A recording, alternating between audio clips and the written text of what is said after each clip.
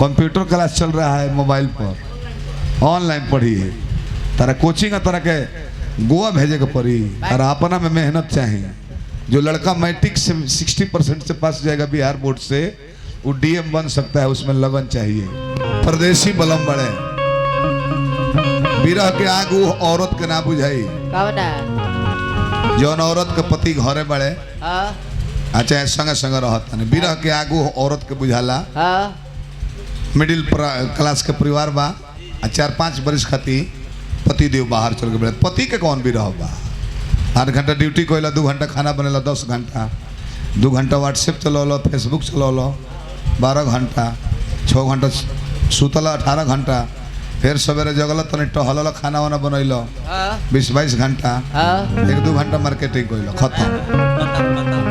लेकिन एक बिरहन औरत, कबीर दास जी कहला नहीं कि नागिन जैसन, नागिन के बिरहन औरत अगर लांग के चल जाओ तो ओकर विष समाप्त हो जाला। जैसे कि लड़कन के स्कूल भेजला के बाद औरत अपने जीवन साथी को देखना पसंद करती है कि कहाँ बड़ा हमारे पति देव, लोग जो है उतने में शांति बा।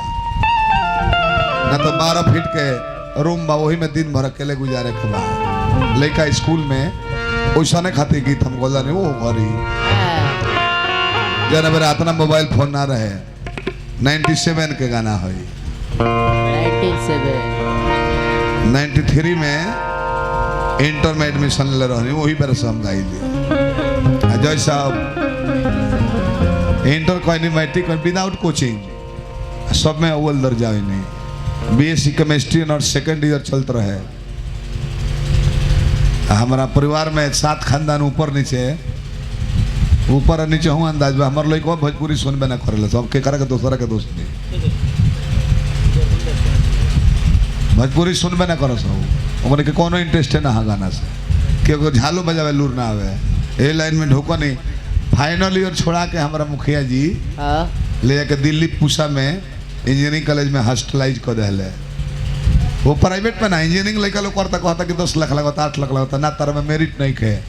इंजीनियरिंग करे में आजू के डेट में 1 लाख रुपया खर्चा हो, 1.5 लाख वो होता है मेस खर्चा। लाइब्रेरी में बुक उपलब्ध है, वो भी नहीं खरीदना है। रेंज में वही बताओ न, पूसा में सीट बा 65 गो, आइल बड़ा 332 नंबर रेंज लेके तार एडमिशन होई। पूसा जीबी पंत आर्यभट्ट 3 कॉलेज के बाद दिल्ली में आपको प्राइवेट में फेंका जाता है। तो आप प्राइवेट स्कूल का फीस भर के प्राइवेट जैसे पढ़ते हैं, तब आपके इंजीनियरिंग में 10 लाख खर्चा हो रहा है। रेंज में रहबो तो सरकारी में नहीं रहबो। वो बेर आप बीएससी 2nd ईयर छोड़ा के हॉस्टलाइज, वो में नहीं मनो नहीं, परीक्षा ना दे नहीं, बीआरसी में एप्लीकेशन डाल दे नहीं, विदाउट परीक्षा मेट्रो रेल में सिलेक्शन हुआ था। वो नौकरी के छोड़ दे नहीं, खाली लेके दिखा देने के लो है ना, फिर है नहीं, फिर ट्रेड इलेक्ट्रिकल ले रहे हम, जबकि हमारा 3 नंबर पर होने ऑल दिल्ली में है। हमको फार्मेसी डॉक्टर का भी मिल रहा था, 4 साल वाला कोर्स, मैकेनिकल मिलता रहे, इलेक्ट्रिकल एंड इलेक्ट्रॉनिक्स कम्युनिकेशन मिलता रहे, इलेक्ट्रॉनिक्स मिलता रहे, कौन ना लेनी।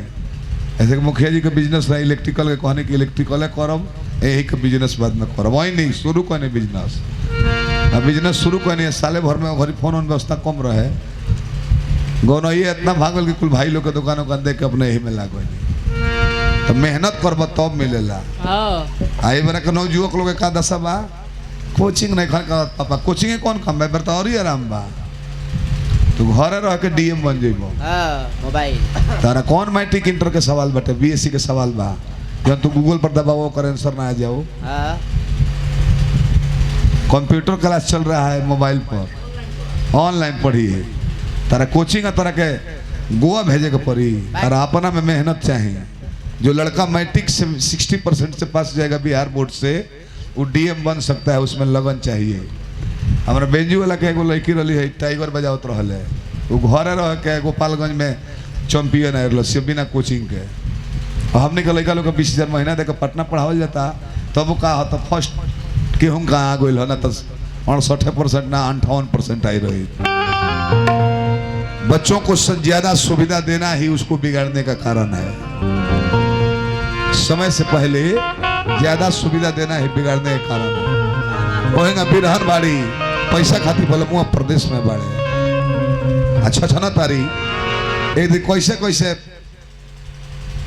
फोन आयल तो बात कहले कि हो फोन अब निकलल बटे हम बतियाओ तनी समाचार कह का बा उहे कह तारी बहुत पहले गीत है कि रहिया जो हाथ में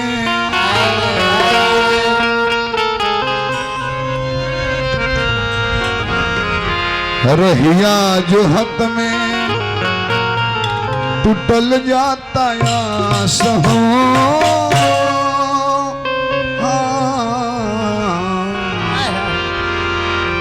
रहिया जो हाथ में टूटल जाता आस हो